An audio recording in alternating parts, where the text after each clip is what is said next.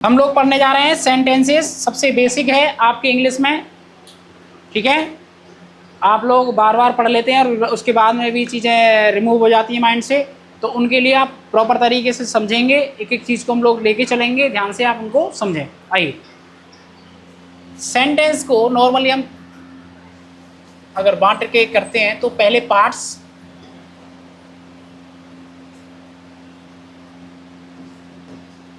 Then types,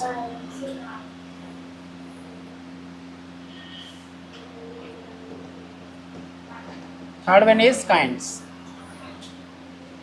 तीनों में अंतर समझेंगे। मेनली पार्ट्स ऑफ सेंटेंस जो होते हैं वो आपके दो होते हैं। कौन कौन से? सर हमने पढ़े हैं subject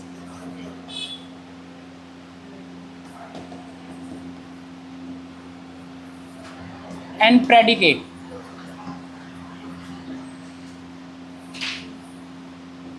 subject and predicate. And types of sentence की बात करें तो ये जो है हमारे पास में फोर टाइप्स ऑफ सेंटेंस होते हैं। पहला indefinite, continuous, perfect and perfect continuous.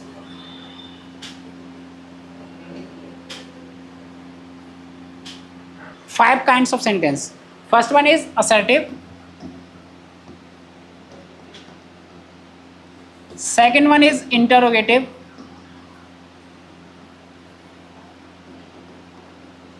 Third one is imperative. Fourth one is exclamatory. And fifth one is optative. Okay, हमने पार्ट समझे। Parts of sentence two types हैं आपके। कौन कौन से? Subject and predicate. And types of sentence कौन कौन से हैं आपके? Indefinite, continuous, perfect and perfect continuous. अच्छा, एक चीज़ और ध्यान रखें, मेनली अगर आप पढ़ेंगे तो पार्ट्स और काइंड पढ़ेंगे। असर्टिव, ठीक है, उसके बाद interrogative, imperative, exclamatory and optative. अभी टेंस का जो टाइप है वो आपके ये चार हैं। अब पार्ट्स के जैसे सब्जेक्ट एंड प्रेडिकेट हमने किया है, तो इसको और सिंपली करने के लिए हम लोग इनको चार हिस्सों में बांट सकते हैं। जैसे आपका अफर्मेटिव, जिसको हम सिंपल काउंट करते हैं। उसके बाद नेगेटिव, इसको नॉट से डिफाइन करते हैं हम सेंटेंस के अंदर। फिर इंटरोगेटिव, इसकी पहचान आप HV या फिर क्वेश्चन वर्ड से करेंगे। देन इंटरोगेटिव नेगेटिव, जिसकी पहचान आप करेंगे HV या क्वेश्चन वर्ड प्लस नॉट के साथ। ये आपको नॉर्मली हर स्टेटमेंट में देखने को मिलेंगे, वो टाइप ऑफ सेंटेंस हो या फिर आपके इनमें असर्टिव हो या फिर आपका इंटरोगेटिव हो, इनमें भी आपको यही दोनों आपको देखने को मिलेंगे। इनको आप लोग ध्यान से सीखेंगे। ओके, तो वन बाई वन हम लोग देखते हैं। पहले हम लोग टाइप काइंड्स ऑफ सेंटेंस समझते हैं कि होते क्या हैं, किसको हम क्या बोलते हैं, ठीक है ना, उसके बारे में। तो वन बाई वन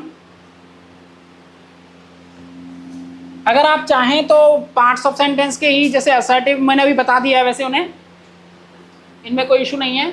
आपका अफर्मेटिव क्या है, नेगेटिव क्या है, इंट्रोगेटिव और इंट्रोगेटिव नेगेटिव, बिकॉज कंडीशन उनके सामने लिखी हुई है कि सिंपल स्टेटमेंट आपका अफर्मेटिव कहलाएगा, जिसमें नॉट आपको दिखता है वो आपके लिए नॉट या नेवर कंडीशन, वो आपके लिए नेगेटिव हो जाएगा। और इंट्रोगेटिव जिसकी स्टार्टिंग HV, जैसे डू यू लाइक दिस, तो वहाँ डू यूज़ हो रहा है एज अ HV, ठीक है ना, तो वो स्टेटमेंट मेरे लिए इंट्रोगेटिव है। अब यहाँ पर QW का कंसेप्ट लिया गया है, यानी कि क्वेश्चन वर्ड्स। तो क्वेश्चन वर्ड में व्हाट, व्हेन, व्हाई, व्हिच, इस टाइप के वर्ड्स आपको यूज़ करने के लिए मिलेंगे, तो आप उनसे पहचानेंगे कि ये इंट्रोगेटिव आपका सेंटेंस है। ओके, देन आफ्टर अगर हम इंट्रोगेटिव नेगेटिव की बात करते हैं तो आपका इंट्रोगेटिव तो होगा ही होगा, साथ में नेगेटिव की कंडीशन को भी अप्लाई करेगा। ओके, कोई इफेक्ट नहीं, कोई प्रॉब्लम नहीं है। इसके बाद आइए काइंड्स ऑफ सेंटेंस को समझाते हैं। इसका मेन रोल जो है वो टेंस के अंदर है, तो हम लोग टेंस में समझेंगे। अभी फिलहाल में काइंड्स ऑफ सेंटेंस को समझते हैं। आइएगा,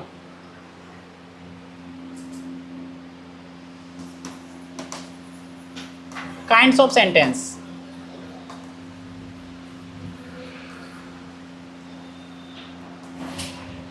first one is assertive. Assertive sentence जो होते हैं वो नॉर्मली सिंपल सेंटेंस और नेगेटिव सेंटेंस से बने होते हैं। या तो वो सिंपल भी हो सकता है या फिर वो नेगेटिव भी हो सकता है। तो दोनों सेंटेंस जो अभी हम लोग पार्ट्स में पढ़े थे उनका यूज़ आप असर्टिव में देखने को मिलेगा। नॉर्मल सेंटेंस हो तो भी हम लोग उसे असर्टिव में काउंट कर सकते हैं, और नेगेटिव फॉर्म में हो तब भी वो असर्टिव काउंट किया जा सकता है। तो अंतर दोनों में ध्यान रख के चलना है। उसके बाद में आपका इंटेरोगेटिव। इसमें आपके सिंपल इंट्रोगेटिव और इंट्रोगेटिव नेगेटिव ये दोनों काउंट कर लिए जाएंगे। यानी कि अगर इस टाइप का स्टेटमेंट आता है और आपसे कहता है कि प्लीज़ कोई भी एक टिक लगाएं जिसमें ऑप्शन आपके पास में काइंड्स ऑफ सेंटेंस का दे रखा होगा और नेगेटिव स्टेटमेंट है, तो उसको किस में काउंट करेंगे? असर्टिव में। इंटरोगेटिव या इंट्रोगेटिव नेगेटिव है तो उसे सिंपली किस में काउंट करेंगे? इंटरोगेटिव में ही। अगर स्टेटमेंट आपका इसका दे रखा है तो उसे भी हम लोग इसी में काउंट करेंगे, बिकॉज काइंड्स ऑफ सेंटेंस के ऑप्शन दिए हुए हैं आपके सामने। क्लियर? ठीक है। उसके बाद आइएगा,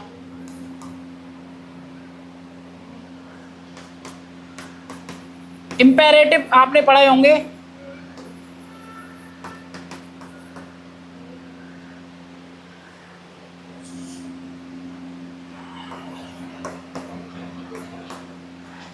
इंपेरेटिव सेंटेंस के बारे में थोड़ा सा जान लें।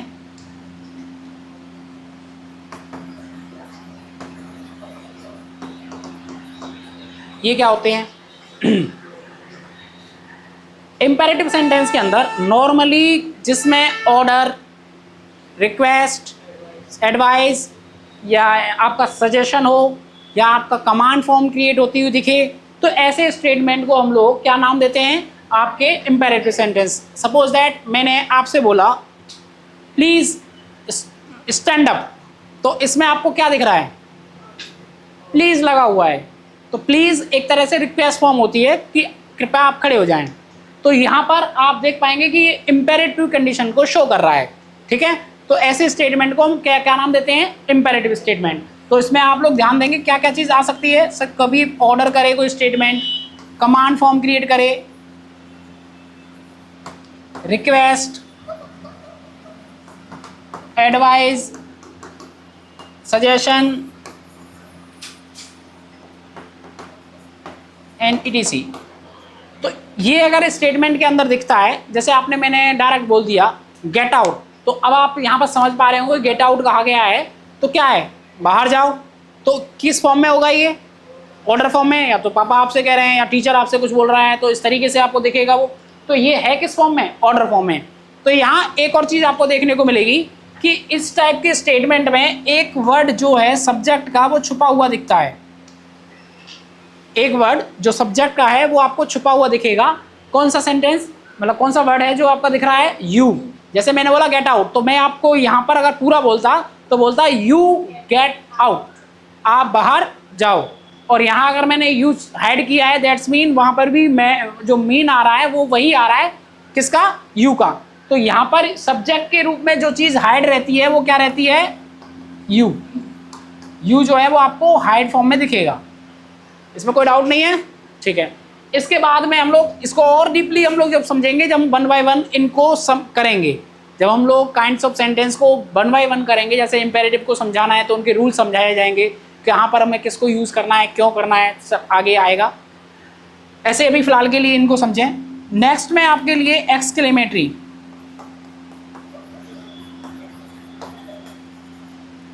एक्सक्लेमेटरी जहाँ पर आप लोग अचानक से कोई घटना देख रहे हैं, जैसे सडन फीलिंग्स आपको दिखती है, सडन फीलिंग एंड एक्सप्रेशंस जहाँ दिखें उसको हम लोग एक्सक्लेमेटरी काउंट करते हैं। जैसे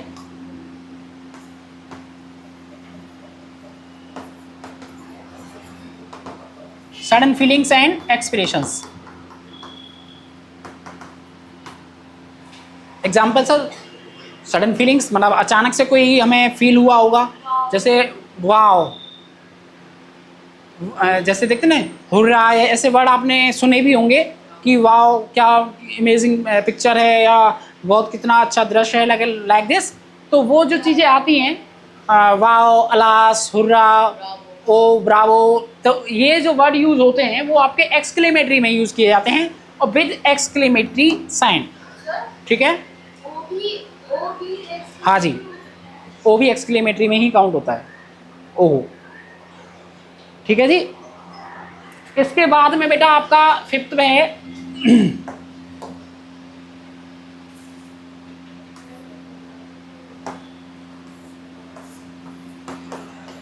ऑप्टेटिव। ऑप्टेटिव में क्या होगा, जैसे हमारे पास में हम किसी से विश कर रहे हैं तो विशेष कंडीशन, या हम लोग किसी को प्रे कर रहे हैं तो प्रे कंडीशन, या हमारी कोई मतलब इच्छाएं हैं तो वो,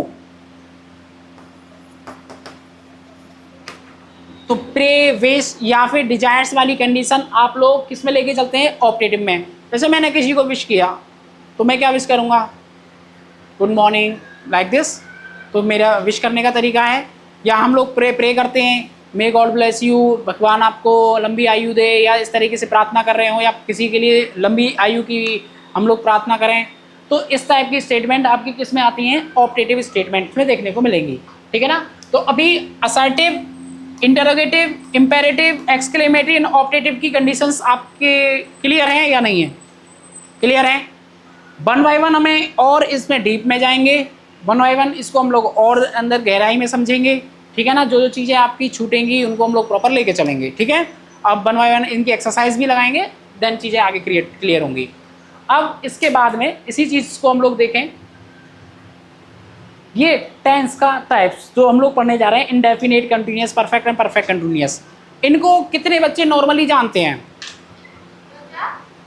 इनको टाइप्स ऑफ, जो टाइप्स ऑफ सेंटेंस है वो आप कौन कौन बच्चा इनको जानता है, आप लोग जानते ही हैं। तो मुझे वन बाय वन मैं अभी क्वेश्चनिंग कर रहा हूँ आपसे, फिर देखते हैं इनका चार्ट जरूरत होगी तो मैं चार्ट लिखवाऊंगा, चार्ट के थ्रू हम लोग सेंटेंस टेंस का टाइप समझेंगे प्रॉपर तरीके से वन बाय वन। अच्छा, सपोज दैट मैंने बोला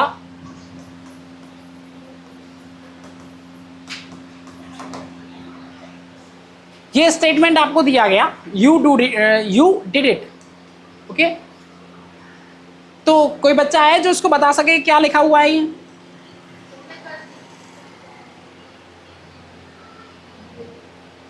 जी बताएंगे क्या बेटा, तुम कर सकते हो, कर सकते हो दैट्स मीन कैन का यूज करता वो। ठीक है ना, तो वो ऐसा कुछ है नहीं, पॉसिबिलिटी वाली कंडीशन नहीं है। पहली सबसे इंपॉर्टेंट चीज देखिए, अच्छा इस सेंटेंस को हम पहचानते कैसे हैं, उसकी वेरिफिकेशन कैसे होती है, तो इंपॉर्टेंट है आपका वेरिफिकेशन करना।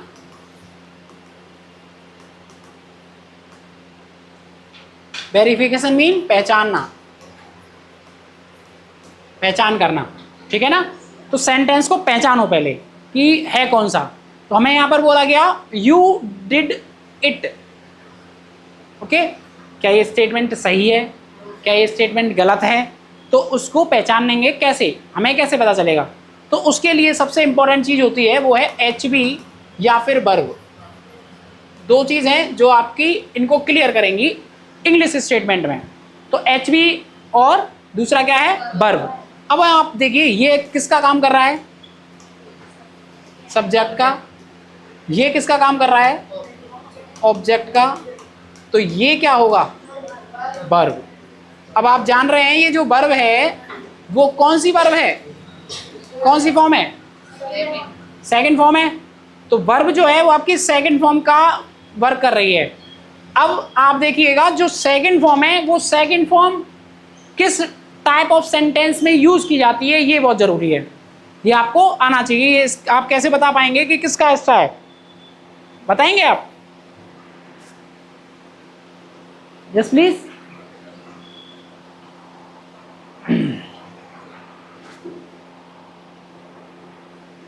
आपसे बात हो रही है वीर,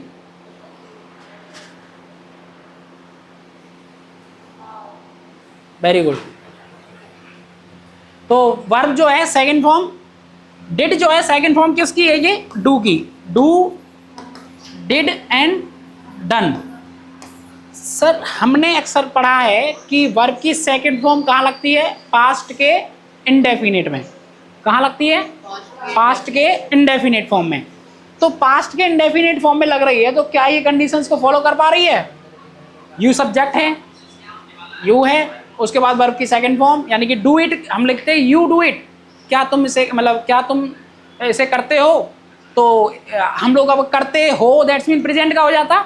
अब यहाँ पास्ट की बात की है तो सेकंड फॉर्म यूज कर रहा है, इसका मतलब क्या हुआ, क्या तुम इसे करते थे, एक तो ही होगा, या तो क्या तुमने इसे किया, ठीक है ना, दो तरीके हैं पास्ट में लिखने के। तो ये सेकंड फॉर्म जो यूज होती है वो पास्ट के इंडेफिनिट में यूज की जाती है, ठीक है, पास्ट के इंडेफिनिट फॉर्म में देखने को मिलती है। तो इसी तरीके से हमें स्टेटमेंट को पहचानना होता है और उसके बाद में उसका आंसरिंग करना होता है। आपके क्वेश्चन किस टाइप से बनते हैं, सर ये जो दे रखा है आप इसे प्रेजेंट के इंडेफिनिट में कन्वर्ट कर दो, तो आप कैसे करेंगे। और दूसरा, अक्सर बच्चों की जो कमियां देखने को मिली हैं, हम लोग जो देखते हैं वो क्या है कि बच्चों की, हम लोग मैथ पढ़ रहे हैं, साइंस पढ़ रहे हैं, एसएसटी पढ़ रहे हैं या कोई भी अदर सब्जेक्ट पढ़ रहे हैं, वो ओवरऑल आपका इंग्लिश बुक में है, दैट्स मीन इंग्लिश यूज़ हो रही है। और जब इंग्लिश यूज़ हो रही है बच्चों को पढ़ना नहीं आ रहा, समझ में नहीं आ रहा, कारण क्या है, उसके पीछे का कारण है इंग्लिश का प्रॉपर वे में आपको ज्ञान ना होना। तो इन चीज़ों पर आपको फोकस बहुत अच्छी तरह से करना है। मेनली समझ पा रहे हैं ना, तो आपको ओवरऑल इंग्लिश को ध्यान में रखना है, क्योंकि इंग्लिश के बेस पर ही आपकी मैथ सही होगी। कारण कि सर स्टेटमेंट लिखा होता है कि ये इतने रुपए का यहाँ बिका हुआ है, तो समझ में कब आएगा, जब आपको इंग्लिश पढ़ना आएगा। इंग्लिश पढ़ना आएगा तब उसे आप समझ पाएंगे और समझने के बाद ही आंसर दे पाएंगे।